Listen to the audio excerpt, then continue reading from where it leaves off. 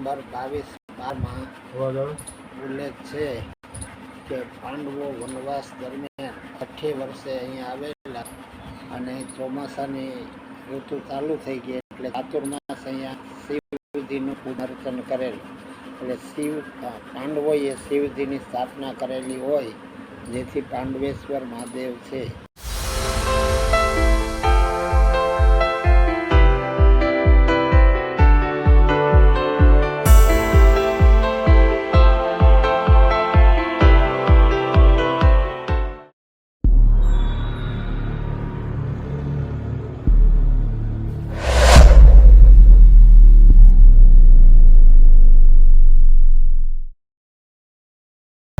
હાલો, નમસ્તે, કેમ છો? મજામાં છો? આપણે જઈ રહ્યા છીએ પાંડવેશ્વર મહાદેવના દર્શન કરવા. ગીરના ખોળે આવેલી આ અદ્ભુત જગ્યા પાંડવેશ્વર મહાદેવ, જે આકોલવાડીથી વાટલા અને વાટલાથી 1.5 કિલોમીટરના અંતરે આવેલું આ જગ્યા છે.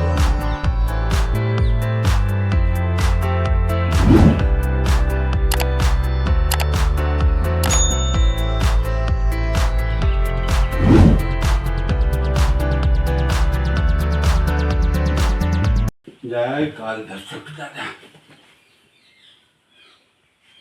આ કાળ ભૈરવ દાદા છે, પાંડવેશ્વરના રક્ષક.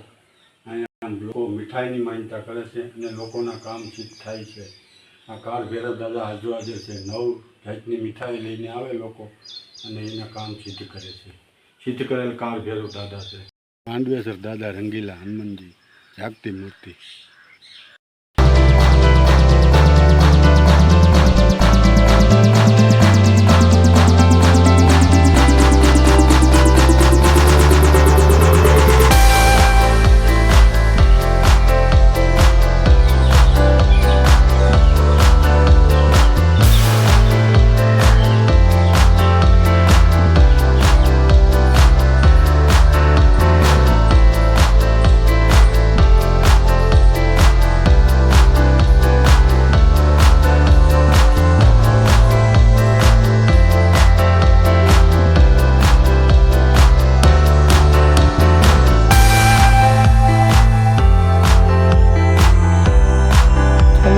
પાંડવેશ્વર મહાદેવના દર્શન કરીએ.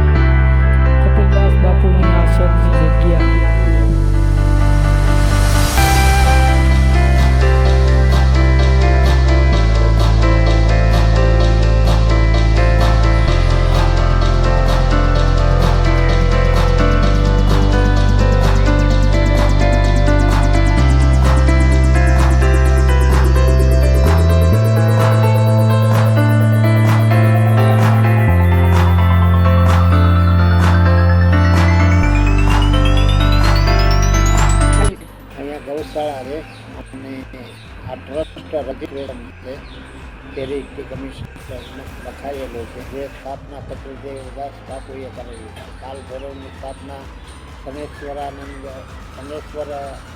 બ્રહ્મચારીજીએ કરેલી છે અને બધા સંતો અહીંયા સિદ્ધ સંતો થઈ ગયેલા છે. બધાની સમજ્યો અહીંયા છે અને આ 1975માં વાટલા ગ્રામ પંચાયતે ઠરાવ કરીને અમને આ જમીન આપેલી છે ટ્રસ્ટને.